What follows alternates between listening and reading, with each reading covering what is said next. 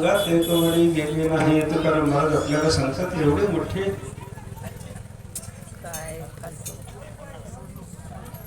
विठ्ठल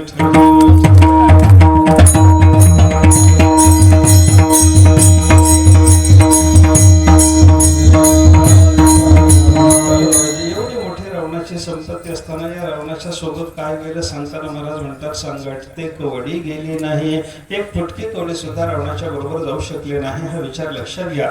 आता एवढी संपत्ती असताना त्या रावणाच्या बरोबर फुटकी कवडी जात नाही. आपल्याजवळ फुटकी कवडी सुद्धा नसताना आपल्याजवळ सोबत काय यायचे सांगा ना मला. काही येत नाही. संपत्तीला भाग्य जरी मनुष्य समजत असला आणि कितीही पैसा माणसाने जमा केलेला असला तरी पैसा म्हणजे भाग्य, ते भाग्य टिकणार आहे असं मात्र आपल्याला म्हणता येत नाही बरं का. पैशाचं भाग्य टिकत नाही म्हणून संत महात्मे पैशाला भाग्य म्हणत नाहीत.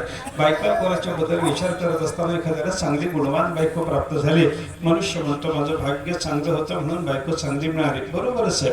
भाग्य चांगलं असावं तेव्हा भार्या चांगली मिळते.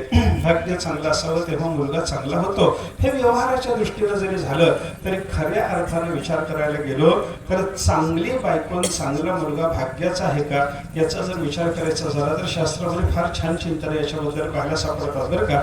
भागवतामध्ये त्या वेद राजाच्या बद्दलचं चरित्र. वेनाचा बाप होता अंगराजा. अंगराजाच्या पोटी जन्माला आलेला वेन दुष्ट निघाला आणि मुलगा दुष्ट निघाल्याच्या नंतर बापाला वाईट वाटलं.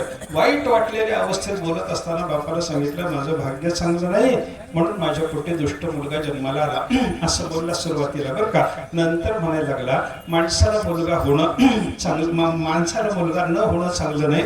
माणसाला मुलगा झाला पाहिजे. माणसाला मुलगा झाला पाहिजे तो सुद्धा चांगला निघाला पाहिजे तर भाग्य म्हणावं हे त्यानं पहिल्यांदा सांगितलं.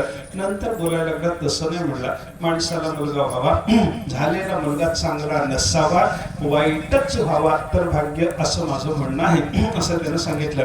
आता वाईट मुलाला भाग्य कसं म्हणावं आणि चांगल्या मुलाला भाग्य नाही कसं म्हणावं याच्याबद्दल त्यानं सांगितलं.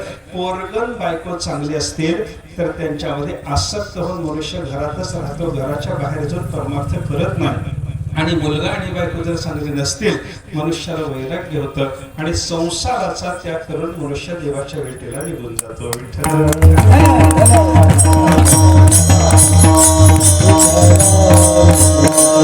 घरातच अडकून राहणं भाग्याचं आहे का घराच्या बाहेर पडून परमसुखाचा असलेला परमात्मा प्राप्त करून घेणं भाग्याचं आहे. संसारात किती दिवस राहिलं तरी सुख मिळत नाही आणि परमात्म्याच्या भेटीकरता प्रयत्न केला की सुखाला काही कमी पडत नाही.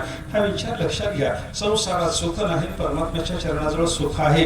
मग संसारातच गुंतून पडायला उपयोगी पडणारे चांगली बायको असली की मनुष्य संसारातच गुंतून पडणार, चांगला मुलगा असला की मनुष्य घरातच राहणार, कधी परमार्थाचा विचार त्याच्या मनामध्ये येणार नाही. असं असल्यामुळे चांगला मुलगा चांगला नाही असं त्याचं म्हणणं आहे बरं का. मला विचार सांगा, चांगल्या मुलाला कोणी चांगला म्हणतो आणि वाईट मुलाला कोणी चांगला म्हणतो याचा अर्थ मुलगा भाग्याचा आहे याच्याबद्दल आपल्याला नक्की काही सांगता येतं का सांगा. बायको भाग्याची याच्याबद्दल नक्की काही सांगता येत नाही. मुलगा भाग्याचा नक्की सांगता येत नाही. हा त्याच्यानंतर नवरा भाग्याचा नक्की काही सांगता येत